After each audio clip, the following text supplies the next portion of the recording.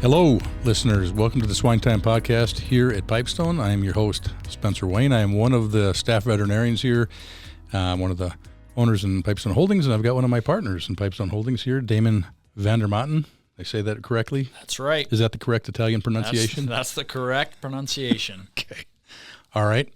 Hey, for the listeners, Damon's going to talk to us about he's a money guy, so just start there, and he's been on before, but Damon's going to talk about how you should view your assets, your farm assets, your buildings, whatever, with regard to, is it time to upgrade them, replace them, money in or out, or whatever you want to do, but it's regards to, what do I do with my operation now at both 1,000-foot and ground level view of what you got going on at home. So I'll stop rambling. Damon, before you start, just introduce yourself a little bit, and then we'll get into the topic. Absolutely. I am Damon Vander Maten. I am the director of FarmBooks here at Pipestone. So like you stated earlier, we go out and we help producers with their financials. So we're used to looking at financial packets, balance sheets, income statements, try to help analyze their operation for those exact type of questions. Are we in a good financial position to make investments? What kind of investments should we make? What are these investments going to do to our financials? So those are the types of things that we work on a daily basis. I've been with Pipestone now for about 9 years. Okay. All right. Well, I'm glad you're here again. There's a few guests that we've had on that I think are easy listening, great topics. Hayden, I'll mention our friend Hayden. Yep. Hayden's great to listen to. He was talking about wean pigs the other day, and you're going to talk. You've talked before. The best thing about talking to you is you make somebody who doesn't know a lot, like myself, all of a sudden feel like I'm learning. Some people leave you in the dust and you don't know what you didn't know. Yep. So thanks for being here. I don't know where you want to start, but maybe we should start with this. Producers often ask, when we ask, like, what's on your mind? When do you fix up a barn? When do you tear a barn down? When do you replace it? When do you replace a grower that's maybe not the best grower you've got right now? And that's at the ground level. And then you get beyond that as far as 1,000-foot view. Where do you want to start with how you think about these things? Yeah, I'd say to start with your initial question, the question that we might get asked is just like you said, hey, when should I be reinvesting in my barn and or looking at a new barn or renting another barn, et cetera? And I'm going to go back to the numbers. Your financial statements are going to tell you a lot about what you should be doing in the first place in terms of if you should be spending additional capital. After you've made that decision that you're in a good spot to spend additional capital, then you can go and look at, okay, let's look at our sites. Let's look at the repairs and or construction costs that we're going to incur for those sites.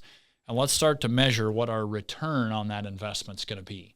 Okay. Start with, like, do I have the wherewithal to do something just cash on hand, or a lot of equity that you could use as collateral, or just ability to do things with money? Absolutely. Yep. And your financial statement, that's part of I won't go into the weeds, but that's part of the financial analysis that you'll do beforehand to say, hey, we've got a little bit of equity. We can afford to take on a little bit of debt here with this remodel. This is what the total capital outlay for this project's going to be.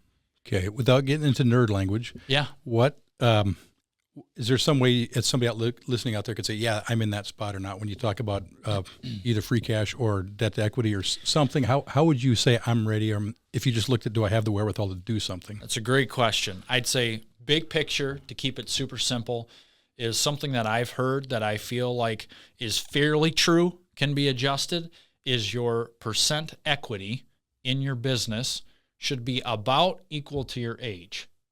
Really? Yep. So if you're about 30 years old, you should have about 30% equity at least. As you get older, that equity percentage should continue to increase, and the lender's going to want to see that increase. Typically, you've got less time to pay off. Okay. When you're younger, you can afford to be a little more leveraged. You've got more time to pay that off. What you're telling me is, for me, don't start. Yeah. Okay. You're not going to want a lot of debt. You got a bigger runway and flight pattern ahead of you. Okay. Yep. All right. So that's a general rule of thumb, at least to set a baseline, gives you a ballpark. Okay. Percent equity. Yep. Equaling to your age. So Yep. rule of thumb there. Anything else, or is that probably enough to go I'd with? say that's going to give you a pretty good start from a big picture. Once you really dial it in, you can start to analyze, hey, what's my liquidity and my current position? Like, what does the next 12 months look like? Mm-hmm. The equity gives you the big picture, what does the entire operation look like? Okay.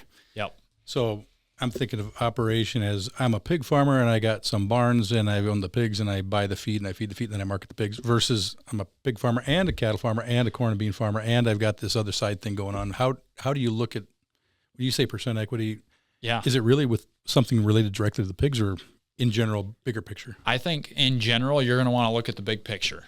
Just because you might have a lot of equity in, say, your pig business, if you've had some losses or you don't have near as much equity in your cattle and or crop business, you're not going to want to just put additional capital or lever up in your hog business. You're going to want to look at the picture as a whole.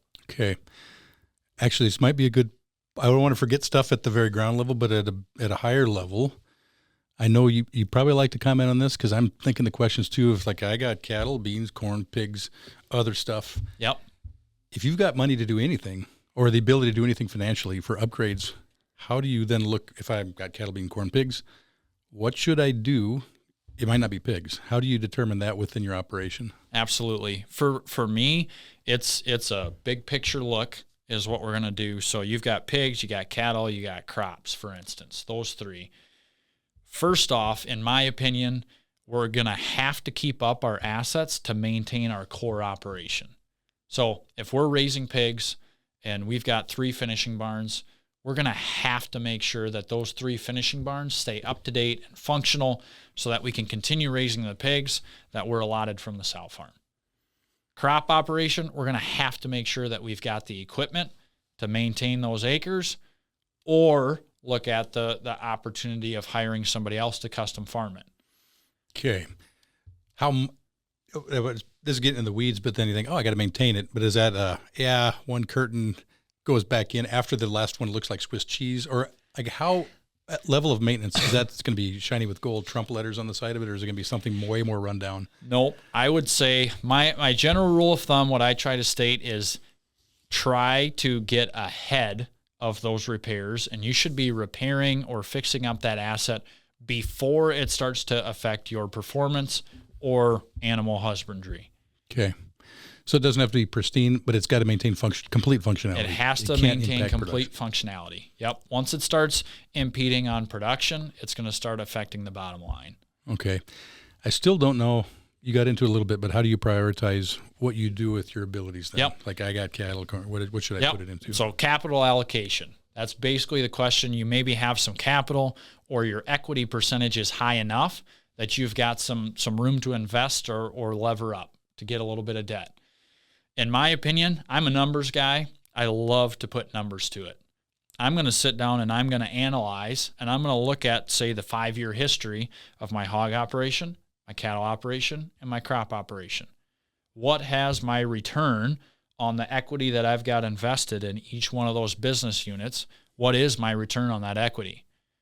And generally speaking, I'm going to want to choose typically the highest return on my equity is where I'm going to want to invest. And I'd say we've been challenging as of late. Look at the return on equity in those 3 divisions of your company. What other options do you have? Mm-hmm. It might not be pigs. It might not be pigs. It might not be cattle. It might not be crops. Maybe it's something outside of the farm or what you do today that you know has a higher return. Okay. When you look at either a barn or global operation, and you think about the long span of time and things that happen with cycles, I was asking you about this earlier, how much of either a contrarian where you're going to go against the trend or you're going to time it just right? Timing counts for a lot. Timing counts for a lot. But do you look at this and say, hey, things are going really well. Everybody's doing really well. Is that the time to go and buy something is there a better time to buy in the long scheme of cycles that go up and down? When would you advise that you look at, I'm going to either purchase for an upgrade or do something to upgrade because of market timing? Timing is everything. If you were really good at timing or perfect at it, you could hit a home run every time. But in my opinion, we want to build up our balance sheet and our portfolio of our operations today.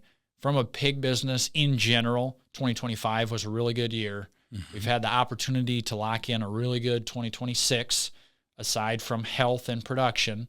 We've had a chance to lock in 2 really good years, build up that balance sheet, build up that equity. And then when the market does turn, because it's very cyclical, the market will turn and start going down. That will force people to get out of production. High prices cure high prices, low prices cure low prices. Mm-hmm. So when that market starts going down, things are going to start to come available. And whether that's more barns to rent, more barns to buy, more sow farms to buy into, those types of things come available as the market goes down. And you want to make sure that your operation is in a point where you can afford to buy those assets. That's when they're typically on sale. Okay. So you're looking for a deal in that case due to the market cycle you're in? Because there's no deals right now. Or for not sure. as many. Yeah. For sure. When markets are good, generally speaking, everything's spoken for. When markets go south, that's when things typically come for sale. Is there any rules of thumb on that for where you are in that arc of activity that you would say, hey, go start looking now? I'm not going to claim to be an expert on timing at all. Cyclically, 21, 22, 23 were rougher years in the hog industry. Now it feels like 24 was kind of neutral, 25, 26 good. Feels like in the next 5 years, we're going to have that down cycle again. Mm-hmm. We don't know if that down cycle is going to last 1 year, 2 years, 3 years. So when you make those investments and try to grow your operation when things are on sale, you have to be prepared for what that could look like over the next 12 months. So knowing that those are going to go through and you're saying, I got to be able to survive it, but maybe I should also survive it and take advantage of somebody else's misery during this whole process and get a deal.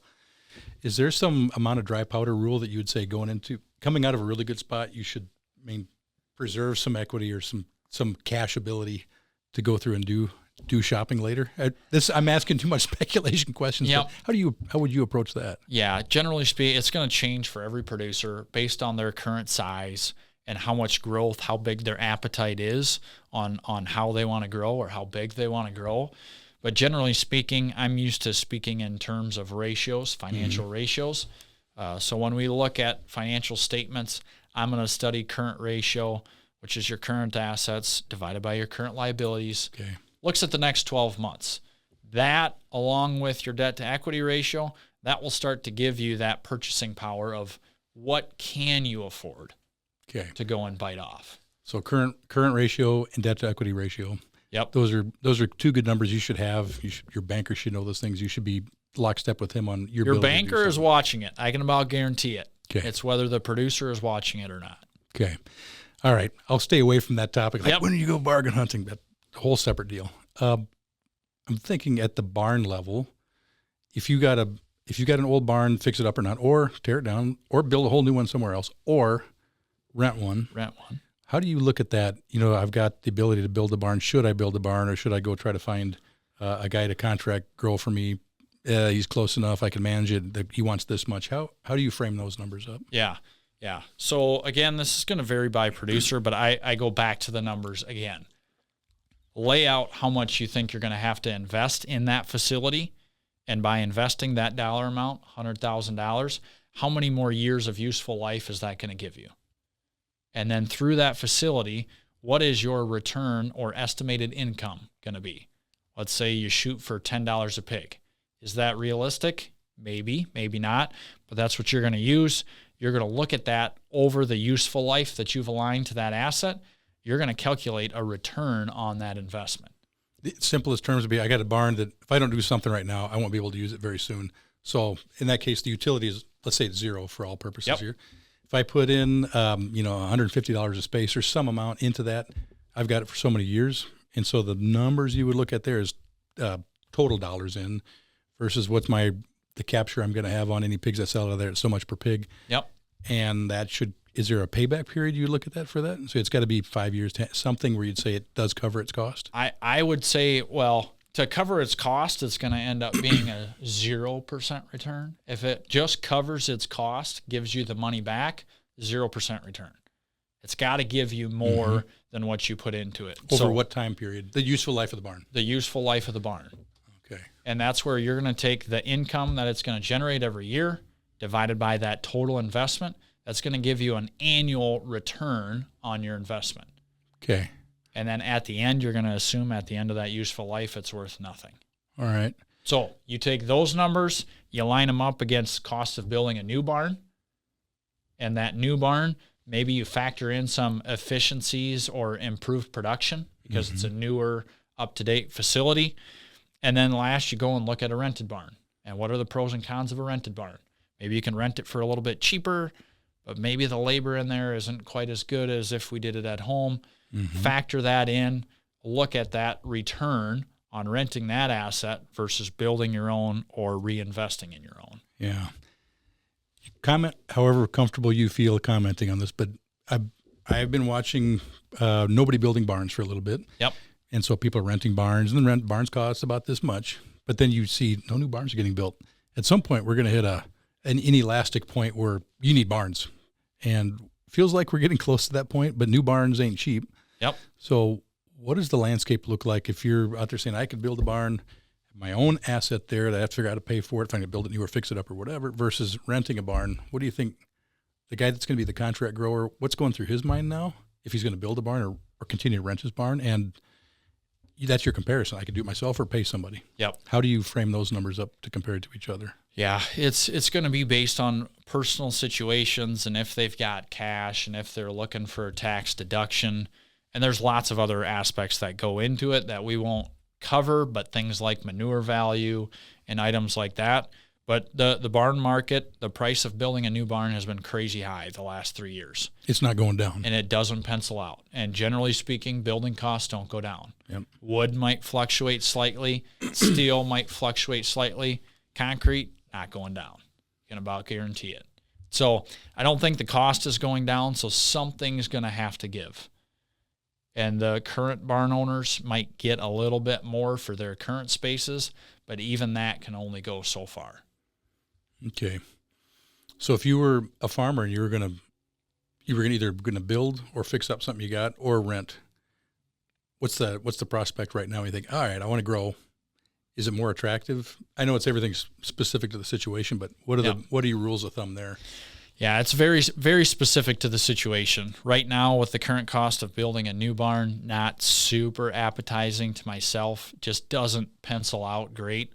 But the used facility, depending on how much I have to invest in it, might be the first option, close to home.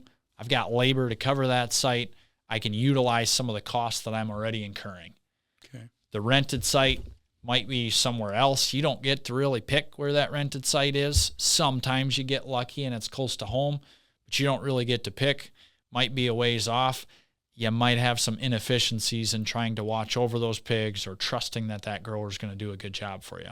Okay. What else do you want to talk about? I think that covers it pretty well, pretty high level. Try to stay out of the weeds too deep. Long story short, from my perspective, to try and sum it up a little bit, Spencer, or action items, is try to get a good grasp on where you're at currently today in terms of financial health, whether that's your debt to equity position, your current ratio, things like that. Then start to study your core operation. Where do you have to invest in order to continue core operations? If you've got additional capital and availability of capital to allocate after that, then start putting some numbers to it. See if you can invest in the hog operation or in the cattle operation or in the crop operation. And outside of that, you might even look at some alternative options. But at least you've got some numbers to back up those decisions. Makes you feel really good about making those decisions. All right. Thank you, Damon. Absolutely. I very much appreciate it. I say easy listening, but a lot of information in there at the same time. A lot of information. All right. Thanks to our listeners, and tune in next time for the next episode. The SwineTime podcast was created for the pork industry and individual pork producers around the country. Hosted by me, Dr. Spencer Wayne with Pipestone Veterinary Services, the podcast contains pork industry news, advancements in animal care, and how to enhance your productivity. Find the SwineTime podcast at www.pipestone.com or on your favorite listening platform.